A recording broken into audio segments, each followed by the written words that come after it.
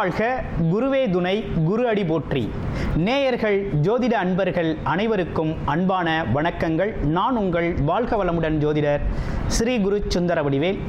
இப்போ பார்த்தீங்கன்னா 2025 செப்டம்பர் மாத பலாபலன்கள் ஒவ்வொரு ராசிக்கும் எப்படி இருக்கும், என்ன செய்யலாம், என்ன செய்யக்கூடாது, என்ன விதமான வழிபாடுகள் உகந்ததாக இருக்கும், நட்சத்திர பலன்கள் எப்படி இருக்குது அப்படிங்கிறதை பற்றி முழுமையாக நம்ம விரிவாக ஒவ்வொரு ராசிக்கும் நம்ம பார்க்க இருக்கிறோம். இந்த செப்டம்பர் மாதத்தோட நிறைய விஷயங்கள் நடக்க இருக்குது. அது என்ன அப்படின்னு பார்த்தீங்கன்னா, 4 கிரகங்களின் பெயர்ச்சி இருக்கக்கூடிய மாதம் அப்படின்னா அந்த செப்டம்பர் மாதம் தான். பார்த்தீங்கன்னா தொடர்ச்சியாக 13ஆம் தேதி செவ்வாய் பகவான் பயிற்சி ஆகிறார், செப்டம்பர் 13. செப்டம்பர் 14 அப்படிங்கிறது சுக்கிரன் பயிற்சி ஆகிறார். அடுத்து செப்டம்பர் 16 புதன் பகவான் பயிற்சி ஆகிறார். அடுத்து செப்டம்பர் 17 சூரியனும் பார்த்தீங்கன்னா அடுத்த ராசிக்கு பயணம் போகிறார். அப்போ இந்த காலகட்டத்தில் பல்வேறு விதமான மாற்றங்கள், கிரகத்தின் மாற்றம் எப்படி நடக்குது அப்படிங்கிறத பொறுத்து ஒவ்வொரு ராசிக்கும் பல்வேறு விதமான மாற்றங்களை, முன்னேற்றங்களையும் எதிர்பார்க்கக்கூடிய மாதமாக இந்த மாதம் அப்படிங்கிறது அமைஞ்சிருக்குது. எந்தெந்த ராசிக்கு எப்படி இருக்குது அப்படிங்கிறத விரிவாக தெளிவாக இப்போ நம்ம பார்க்கலாம். இப்போ உங்கள் ராசிக்கு எப்படி இருக்குது அப்படிங்கிறத பார்ப்போம். ரேவதி நட்சத்திரம் அறிவு சார்ந்து இயங்கக்கூடிய நட்சத்திரம். எதிராளியை கூட நண்பனாக்கக்கூடிய பேச்சாற்றலுடைய ஒரு அமைப்பு அப்படிங்கிறது உண்டு. கலகலப்பான பேச்சு, மதிநுட்பமான பேச்சு, அறிவியல் சார்ந்த பேச்சு, தொழில்நுட்பம் சார்ந்த விஷயங்கள்லாம் பார்த்திங்கன்னா உங்களுக்கு சிறப்பை தரும், மதிப்பை தரக்கூடிய வகையில் இருக்கும். இப்போ உங்களுக்கு என்ன நடந்துக்கிட்டு இருக்கு அப்படின்னா, இப்போ தொழில், தனக்கு ஒரு வேலை தெரியும், அதை சொந்தமாக செய்யணும்னு ஆசைப்பட்றேன் அப்படிங்கிறவங்களுக்கு ஒரு நல்ல காலகட்டம், சொந்தமாக தொழில் தொடங்கலாம். அதே போல் பார்த்திங்கன்னா போட்டி பந்தயங்களில் ஜெயிக்கக்கூடிய ஒரு அமைப்பு இருக்குது. ஆமாம், நண்பர்கள் ஒற்றுமை அதிகரிக்கக்கூடிய அமைப்பு இருக்குது. ஆமாம், சொந்த பந்தங்கள்லாம் பாராட்டக்கூடிய ஒரு தன்மை இருக்குது. கல்வி அறிவு வெளிப்படக்கூடிய ஒரு அமைப்பு. இந்த காலகட்டம் அப்படிங்கிறது பார்த்திங்கன்னா கமிஷன் தொழில்கள்லாம் பார்த்திங்கன்னா உங்களுக்கு ரொம்ப சாதகமாக அமையும். போட்டி கொண்ட தொழில்கள் அனைத்துமே ஜெயிப்பீங்க. ஷேர் மார்க்கெட்லாம் ஜெயிக்கக்கூடிய ஒரு அமைப்பு, லாபம் பெறக்கூடிய ஒரு அமைப்பு அப்படிங்கிறது ரொம்ப சாதகமாக அமைஞ்சிருக்கக்கூடிய மாதம் இந்த மாதம், செப்டம்பர் மாதம். மீனராசியில் ஒரு முக்கியமான விஷயம் என்னென்னா, சொல்ல காப்பாற்றுறது, திட்டமிட்டபடி செயல்படுறது, ஆமாம், கமிட்மெண்ட் படி ஒரு வேலையை செய்கிறது, இதிலெல்லாம் பார்த்திங்கன்னா குழப்பம் ஏற்படும். அடிக்கடி ஒரு குழப்பம் ஏற்படும். இதிலெல்லாம் ஒரு கன்ஃபியூஷன் வரும்.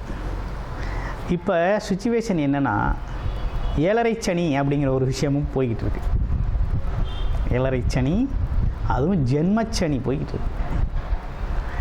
அப்போ என்னன்னா, ஏற்கனவே நம்ம கொஞ்சம் குழப்பமான ஆள் தான். மற்றவங்களுக்காக என்ன வேணாலும் செய்வோம், எங்கே வேணாலும் போகும், எவ்வளோ முயற்சி வேணாலும் எடுப்போம், எவ்வளோ டைம் வேணாலும் ஒதுக்குவோம்.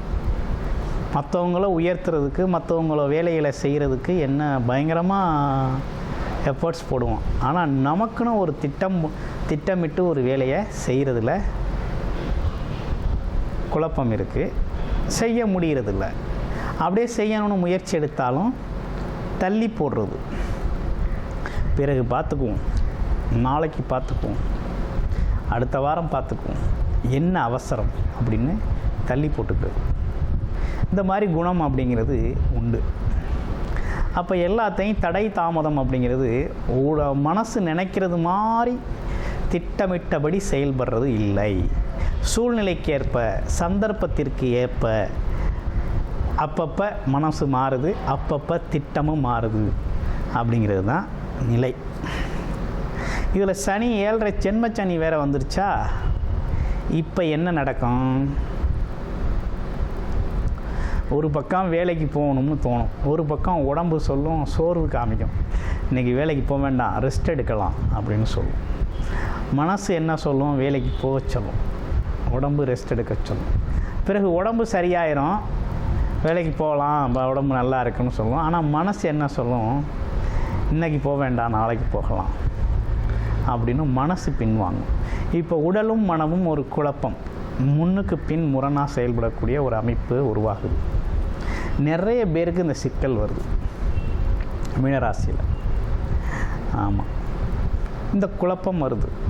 ஆமாம், இப்போ நீங்கள் செய்ய வேண்டிய விஷயம் என்னென்னா, ஜென்மச்சனி நம்ம மேலே ஏறிட்டார்னாலே உடல் உழைப்பு அப்படிங்கிறத தவிர்க்கவே கூடாது.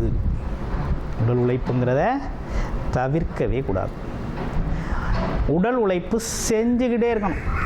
கை வலிக்குது, கால் வலிக்குது, உடம்பு வலிக்குது அப்படிங்கிற பேச்சுக்கெல்லாம் இடமில்ல.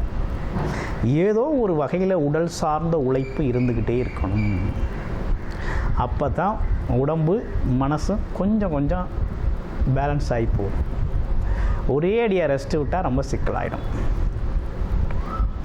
அதனால் உடல் உழைப்பு சார்ந்த விஷயத்தில் அக்கறை செலுத்துங்க. அடுத்து, முன்னோர்கள் வழிபாடு அப்படிங்கிற ஒரு விஷயத்தை கொஞ்சம் செஞ்சுக்கிட்டு வாங்க.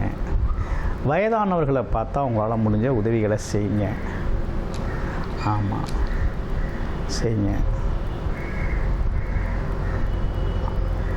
அதே நேரத்தில் பார்த்திங்கன்னா, அமாவாசை பௌர்ணமி திதி நாட்களில் வழிபாடு பண்ணுங்கள்.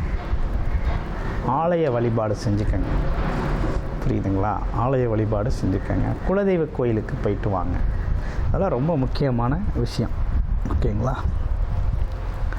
அடுத்து, வெளிநாடு வெளியூர்லாம் போகணுன்னு முயற்சி பண்ணிங்க அப்படின்னா உங்களுக்கு சாதகமாக இருக்கா வேலை தொழிலுக்கு அப்படின்னு பார்க்கையில் போகலாமா அப்படின்னா வேலை உறுதியாக உண்டுங்க. வேலை உறுதியாக உண்டு. சரி, வெளிநாடு வெளியூர் போகலாமா அப்படிங்கிறது தான் இப்போ கேள்வி. தாராளமாக போகலாம். தாராளமாக வெளிநாடு வெளியூரில் போய் வேலை பார்த்தீங்க அப்படின்னா ரொம்ப நல்லாயிருக்கும். ஒரு புது மனிதர்களோட சந்திப்பு, புது ஆட்களோட சந்திப்பு, வேற்று மொழி பேசுகிறது, வேறொரு மொழி வேறொரு லாங்குவேஜில் வேறொரு விஷயமாக ஒரு புது மனிதர்களோட சந்திப்பு, புது அட்மாஸ்பியரில் இருக்கிறது அப்படிங்கிறது ரொம்ப நல்லது. அப்போ வேலை தொழிலுக்காக வருமானத்திற்காக வெளியில் போகணும் முயற்சி பண்ணுறவங்க நல்லபடியாக போங்க. ஒரு பிரச்சனையும் இருக்காது. நல்லா போகலாம். அடுத்து பாருங்கள், அரசு காரியங்கள் சம்மந்தம் அரசாங்க வேலைக்காக முயற்சி பண்ணுறவங்களுக்கு கொஞ்சம் இந்த காலகட்டத்தில் எழுதின எக்ஸாம் கிட்டத்தில் சில பேருக்கு தடைப்படும். பக்கத்தில் போய் கொஞ்சம் தடைகள் இருக்கக்கூடிய அமைப்பு, பேப்பர் ஒர்க்கில் சிக்கல் வருது. சரி, அடுத்து பார்ப்போம். அப்பா மகன் உறவு நிலைகளில் கொஞ்சம் கவனமாக இருக்கணும். அடுத்து பாருங்கள், சொந்த தொழில் நல்லா இருக்குமான்னு நிறைய பேர் கேள்வி. நீங்கள் சுயமாக செய்யக்கூடிய தொழில் இந்த காலகட்டத்தில் நல்லபடியாக சக்ஸஸ்ஃபுல்லாக இருக்கும். அதனால் உங்கள் தொழில் முயற்சியை தொடர்ச்சியாக எடுங்க. நல்லபடியாக ஜெயிக்கலாம். அதில் எந்த குறையும் இருக்காது. வேலை கிடைக்குமா அப்படின்னு நிறைய பேரோட கேள்வி. கண்டிப்பாக உறுதியாக வேலை கிடைக்கும். ஆமாம், இப்போ வேலை கிடைக்கிறது ஒரு தடவைக்கு 2 தடவை முயற்சி பண்ணால் தான் கிடைக்கும். சும்மா போன உடனே டக்குன்னு கிடைச்சாது. ஏன்னா அங்கே தடை கேது பகவான் வேறு இருக்கிறார். அப்போ என்ன நடக்கும் அப்படின்னா, சின்ன சின்ன தடை தாமதங்களோட நமக்கு வேலை வாய்ப்பில் ஒரு ஸ்ட்ராங் கிடைக்கும். நல்லபடியாக இருக்கும். வேலை பார்க்குற இடங்களில் சின்ன சின்ன தொந்தரவுகள் இந்த காலகட்டத்தில் வந்து போகும். ஆமாம், அதெல்லாம் பெருசாக எடுத்து அதில் பிரச்சனை பண்ணிக்கப்படாது.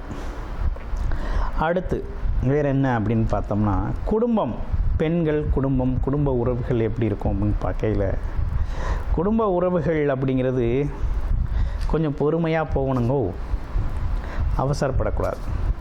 பேச்சு, கடுமையான வாக்குவாதங்களை தவிர்த்துக்கணும் மீனராசி அன்பர்கள். அதே போல் பெண்களுக்கு நல்லா இருக்குது. பெண்களுக்கு எப்போ நல்லா இருக்குது? செப்டம்பர் 17 பிறகு பெண்களுக்கு பார்த்திங்கன்னா ரொம்ப சிறப்பாக இருக்குது. குடும்ப பெண்களுக்கெல்லாம் திருமணம் நடக்குமான திருமண சுபகாரியங்களுக்கான பேச்சுகள் நடக்கக்கூடிய அமைப்பு இருக்குது. வரன் அமையும். யாராவது ஒருத்தருக்கு குருபலம் இருக்குது அப்படின்னா திருமண ஏற்பாடுகளை சிறப்பாக செஞ்சுக்கலாம். உங்களோட தசாபுத்தி அமைப்புகளும் நீங்கள் பார்த்துக்கணும். இப்படிப்பட்ட விஷயங்களோடு இருக்கக்கூடிய இந்த காலகட்டத்தில் ஆமாம், உங்களுக்கு ஒரு நல்ல ஒரு பக்கம் 7.5 சனி இருந்தாலும் இன்னொரு பக்கம் குரு பகவான் தொழில் அமைப்பில் ரொம்ப ஸ்ட்ராங்காக வச்சுருக்கார். உறவுகளில் சின்ன சின்ன விரிசல்கள் வந்தாலும் தொழில், வேலை, வருமானம் சார்ந்த விஷயத்தில் ரொம்ப அற்புதமாக இருக்குது. அதனால் அதை பயன்படுத்துங்க, சிறப்படைங்க, வெற்றி பெறுங்க. வெற்றி பெறக்கூடிய நல்ல காலகட்டமாக இந்த காலகட்டம் அப்படிங்கிறது உங்களுக்கு அமைஞ்சிருக்கு. உங்கள் ராசியில் இருக்கக்கூடிய முதல் நட்சத்திரம் எந்த நட்சத்திரம் அப்படின்னு பார்க்கையில் புரட்டாதி நட்சத்திரம். புரட்டாதி நட்சத்திரத்தை பொறுத்தவரையில் இந்த காலகட்டத்தில் வெளிநாடு, வெளியூர் பயணங்கள், சேல்ஸு, மார்க்கெட்டிங் துறைகளில் இருக்கக்கூடியவங்க, அதே போல் ஐடி செக்டாரில் இருக்கக்கூடியவங்களுக்கெல்லாம் ரொம்ப சிறப்பாக வேலை அமைப்புகள் ரொம்ப நல்லா இருக்குது. அடுத்து பாருங்கள் உத்திரட்டாதி நட்சத்திரம்.